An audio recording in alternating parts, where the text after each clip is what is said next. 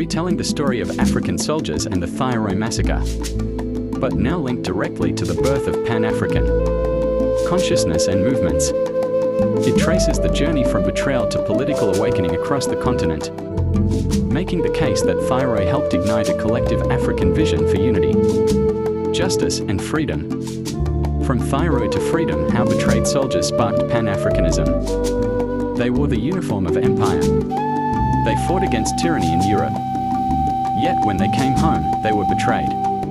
In a quiet camp outside Dakar, gunfire echoed a warning to all of Africa. But instead of silence, it sparked a storm.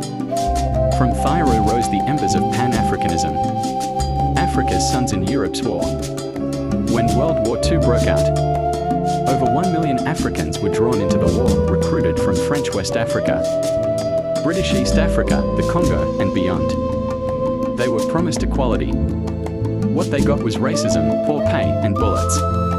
Among them were the tirailleurs Senegalais, veterans of France's earlier wars.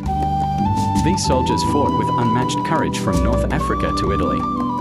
They helped liberate Paris, but could not liberate themselves. WWII, the spark of disillusionment. In 1944, hundreds of these soldiers returned to Senegal and were stationed at Camp WWII near Dakar. They were due their back pay. They demanded dignity, what they got was death. On December 1st, 1944, French soldiers opened fire on the unarmed veterans. Dozens, perhaps hundreds, were massacred, their crime, asking for what they had earned. This event didn't just stain France's legacy, it shattered illusions. The empire that preached liberty had shown its teeth. Pan-Africanism awakened. WWII was not just a massacre. It was a political awakening across Africa. Veterans and civilians alike began to ask, if we could fight for Europe's freedom, why can't we fight for our own? Veterans returned to Ghana, Nigeria, Senegal, and Congo not as soldiers but as organizers. They became trade unionists, journalists, activists. Many joined or led Pan-African movements demanding unity, equality, and independence. Across borders, the veteran footprint. In Ghana, ex-soldiers joined the United Gold Coast Convention, the party that would eventually launch Kwame Nkrumah's rise in Nigeria. Veterans of the Royal West African Frontier Force helped stir post-war protests that pressured the British colonial state. In Senegal, the memory of WWII haunted a generation.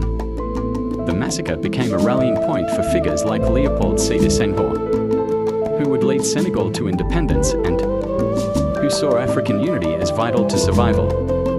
The pain of war and betrayal forged a generation who believed Africa's destiny lay not in serving Europe, but in uniting Africa, the road to Accra. 1945 to 1958. Go to my YouTube channel for continuation. Africa Journey 001. In 1945, just months after WWII, Pan-African leaders from across the world gathered in Manchester at the 5th Pan-African Congress. Africans, Caribbeans, and African Americans spoke with one voice.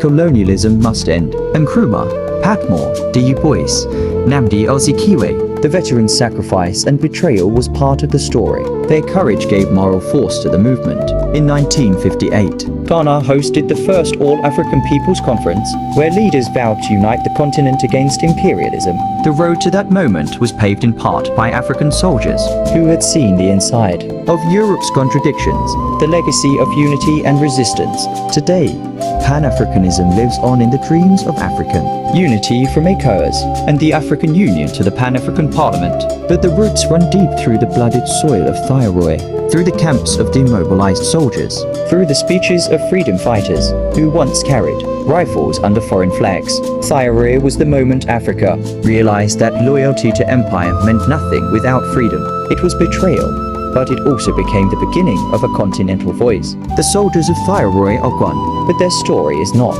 In their silence, we hear the call of unity. In their struggle, we find the soul of Pan-Africanism. Africa will never forget them because their fight became all of ours. In memory of the Thyroiers Esengale and all African soldiers whose struggle planted the seeds of our freedom, let their sacrifice continue to unite us.